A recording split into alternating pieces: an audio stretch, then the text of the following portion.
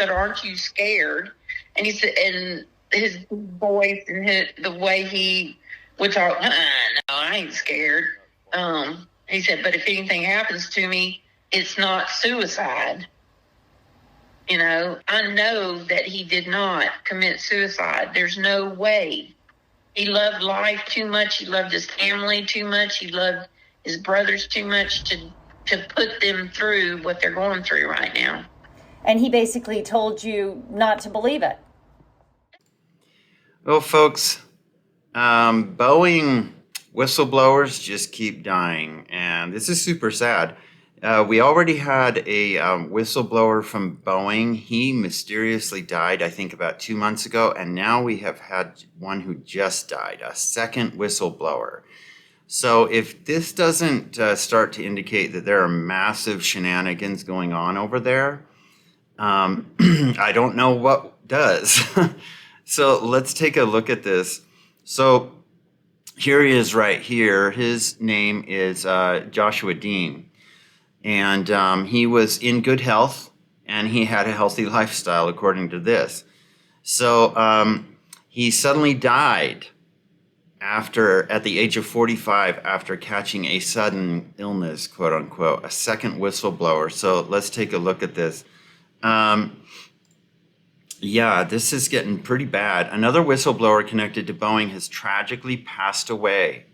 Joshua Dean, a former quality auditor at Boeing's supplier Spirit Aerosystems, died early Tuesday morning after battling a sudden rapid infection, the Seattle Times reported. His death comes less than 2 months after the death of John Barnett, another whistleblower under mysterious circumstances. Joshua Dean, known affectionately as Josh, was a prominent figure in raising alarms over alleged safety issues within Boeing's 737 MAX production line. According to reports by the Seattle Times, Dean succumbed to a fast-spreading infection that led to multiple complications, ending his life suddenly at age of 45. Dean, a resident of Wichita, Kansas, where Spirit Aerosystems is based, was previously in good health and known for his healthy lifestyle.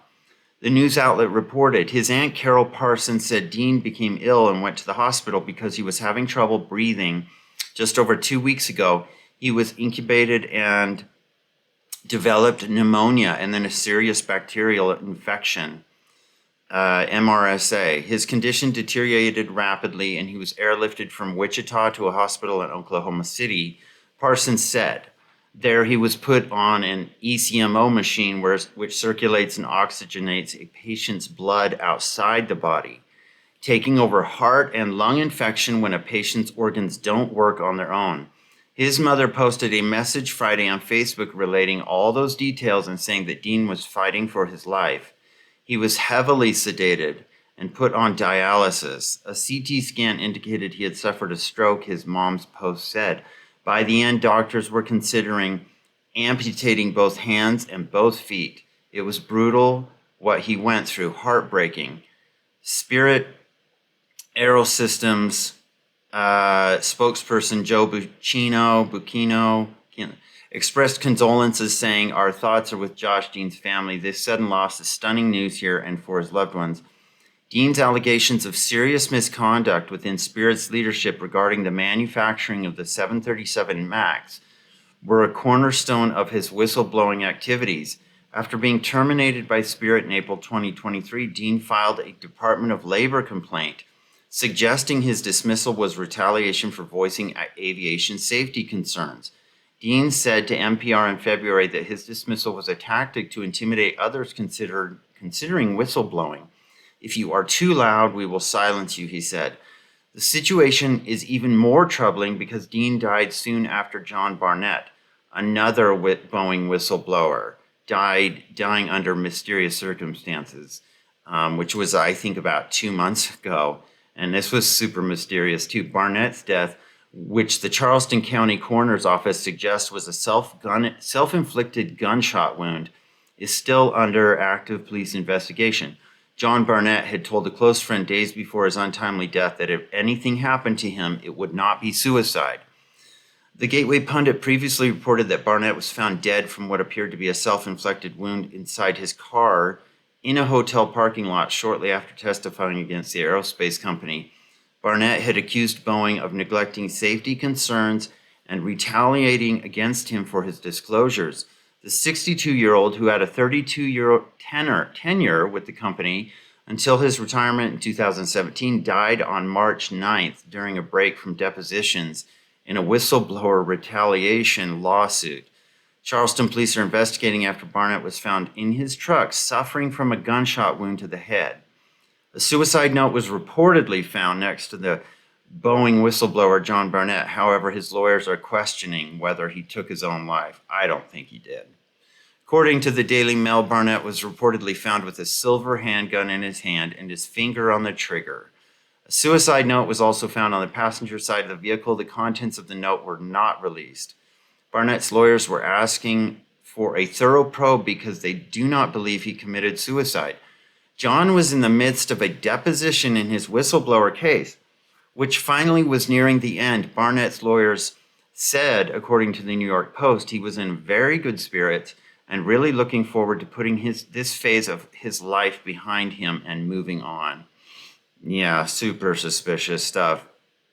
According to Agatha Christie, one coincidence is just a coincidence. Two coincidences are a clue. Three coincidences are proof. I have heard said once is happenstance, twice is coincidence, third time is enemy action. Check Hillary's phone, travel, and bank account records. How about Larry Fink or a U.S. intelligence agency? Boeing is more than big enough and well connected to the U.S. government to not need any of Hillary's or Fink's help. They have and know tons of contractors they've worked with over the decades. Take on the military-industrial complex is an event that happens less than we ever hear about because our media stopped their journalism decades ago, if they ever actually did journalism at all. We are just an evil nation. Many are just awakening to that fact lately. Yeah.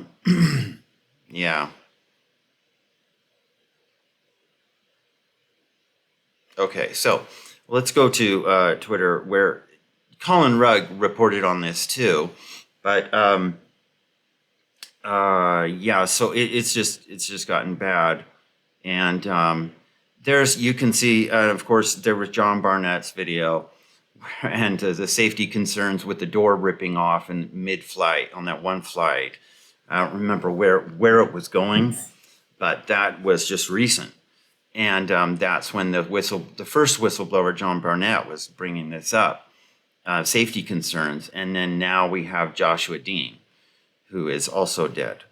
No one believes in coincidences like this. Two random deaths within 2 months of each other, not a coincidence. I'd like to take this chance to say I know nothing about Boeing. Boeing, never heard of her. The sudden illness is called the Epstein infection. It's terminal. Yeah, I think since Epstein especially, now we're seeing this come outright, where there are, what I am saying is, I assume, assassinations that are going on, and it's going to be more outright. They aren't hiding this as much anymore. It's hard to hide nowadays. Paul Zapula says, let's be clear, Boeing is likely killing witnesses to stop them from testifying about the disastrous DEI policies going on at Boeing that are making it unsafe for people to fly. Planes are literally falling apart in midair. Do not fly on their planes if you value your life. Whistleblowers aren't suicidal. A whistleblower is passionate.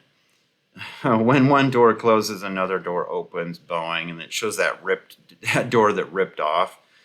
And I think the 737 MAX was the one that was having problems. Both these people were going to testify specifically about the 737 MAX. I think that might be right. You might want to check on that. But another Boeing whistleblower has been found dead. This is super sad for him. So I'm not laughing at that. I'm just laughing at that, it's so ludicrous. Like, this is so stupid. And that we basically know that at this point, these are assassinations that are going on, or Epstein, as people call it. Let's see. Someone needs to protect these people a little better. Does anyone believe his sudden illness was random? Whistleblowers are dropping just like their planes. Died suddenly. Clinton side. Does Hillary own Boeing stock? Putin is a choir boy compared to the corrupt Biden and Clinton crime families that are running this country into the ground. Yeah, at this point, I wonder. This is all very convenient for Boeing. In politics, nothing happens by accident. If it happens, you can bet it was planned that way. Franklin Roosevelt. Well, FDR would know because he was pretty slimy himself. He was a real slime ball. Seriously. And this is John McAfee. John McAfee, he was, I think he died in a Spanish prison. Seriously, it sounds like something out of a book, but he died in a Spanish prison, and he started to reveal like this underworld, this Epstein underworld of assassinations and pedophiles and stuff. And I think they got rid of him. That's just my opinion. Just my opinion. That's all. Boeing is getting rid of anyone who speaks out and says their planes aren't safe to fly. I don't know what's more dangerous, flying on their planes or working for their company. Yeah. Oof. No kidding. Boeing is knocking off people like they're the Clintons. Yeah, so somebody said here about the guy who just died, the second whistleblower. As a former hospital pharmacist, I will tell you that MRSA, while being in intensive care unit for pneumonia, never happens. Being intubated, he would have been isolated in ICU. So one of the hospital staff gave that to him. The stroke could have killed him too. So many issues. When will Boeing step up and take responsibility for their actions? It's glaringly obvious that the government has vested interests in Boeing, which is why they're too cowardly to criticize and merely issue a slap on the wrist. This is outrageous. Indeed. Yeah, so I don't know. I don't know about that. But yeah, so that's what's going on there. Let me know what you think, folks. I think that's, at this point, I don't know if these are coincidences anymore. So, condolences to Joshua and condolences to John Barnett, these two whistleblowers who have both died within 2 months of each other. Anyway, so if you like the video, please put a like on it. Please subscribe if you haven't already, and comment below. Let me know what your thoughts are or what your opinions are about this, because this is, I have mine, and I'm suspicious, super suspicious. Anyway, thanks for watching, folks, and I'll talk to you later. Bye.